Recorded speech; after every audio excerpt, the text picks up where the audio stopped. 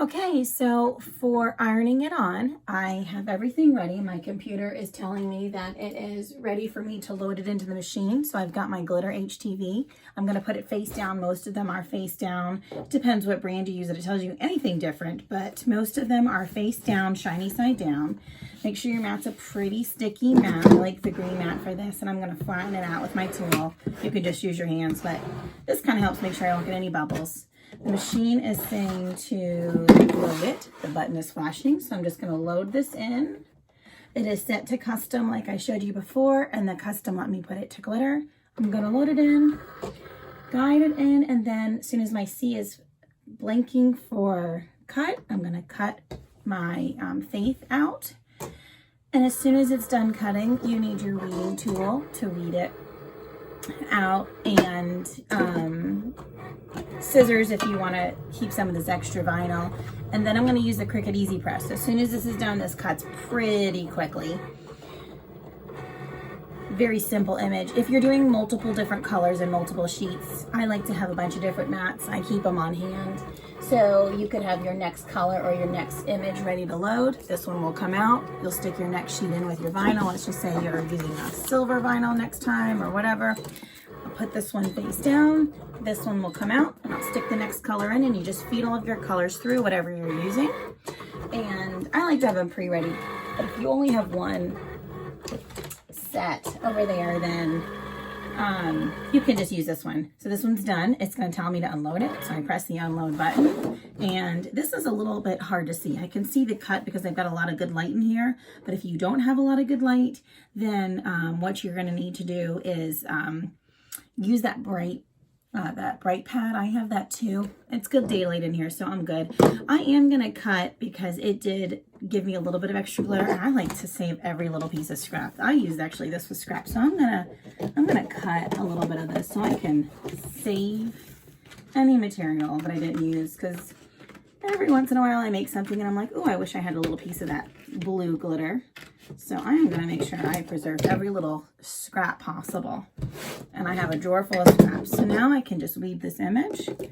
I just pull out the stuff I do not want. Very simple. This one is such easy glitter to use. This one is, I believe is Cricut brand, but I use Sizer. I use a whole bunch of different brands. Sizer and Cricut tend to be my go-to. Pulls this right up nice and easily. So leave this whole thing out. Very simple to do. That's why I like the setting, because this glitter cuts really nicely, and that setting cuts it perfectly. I've left it on regular iron on before, and it just doesn't cut as nicely. So you don't want to leave it on regular iron on. Almost done. Pulling this through. I put it right at that tip there, so I was really close, cutting it close there, but I wanted to use this scrap. It literally ended right at that line. So this looks good. Let's see. Flip it over to see what it looks like. There's my faith. It looks wonderful. So, oops, I'm not even showing you in the camera. There's my faith. Looks great. And it's going to look awesome on my navy blue shirt. So this is my navy blue shirt, and I'm going to iron it on.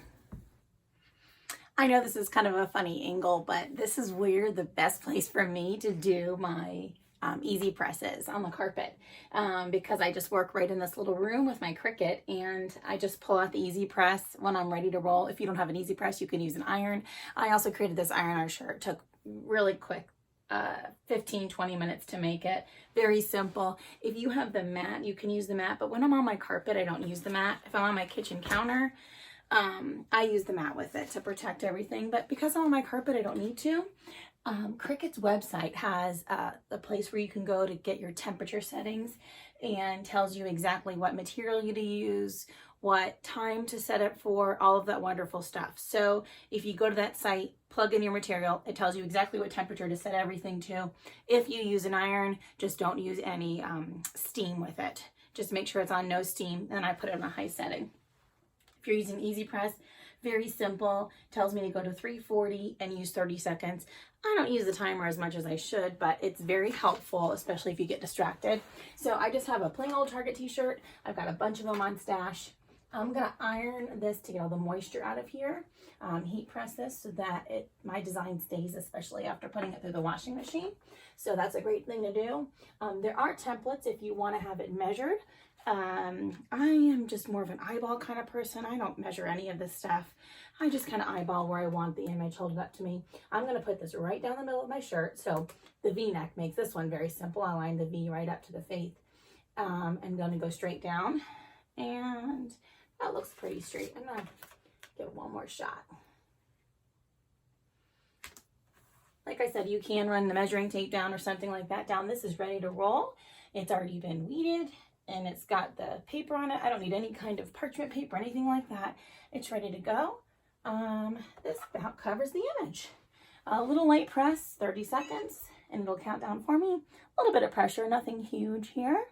And as soon as this is done, I give it a second or two to cool, and then I remove it, and then I iron the back real quick of the t-shirt because I want to make sure the image is definitely glued on, per se. And then don't wash your t-shirts or anything that you make for at least 24 to 48 hours. 48 to be on the safe side so it doesn't wash off. I usually don't have that problem. It's happened once or twice before. Just gonna rub this on here. This is very hot, so I'm gonna give this a second to cool.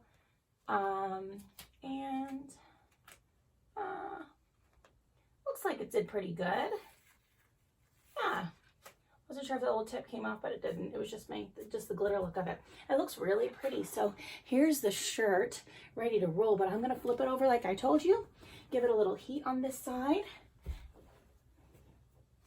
I've read that this is a thing to do on some of the directions. It says to flip it inside out. I just press it right on from the back, give it a little second, and this shirt is ready to roll. So there's the shirt. Let me get the tag out of the way. Turn this off while I'm at it. Looks pretty cool. Easy, very simple to do. Didn't take me more than 15 minutes at the most to make this today. Thanks for watching, guys. Carolina Creative Chick here. Have a good one.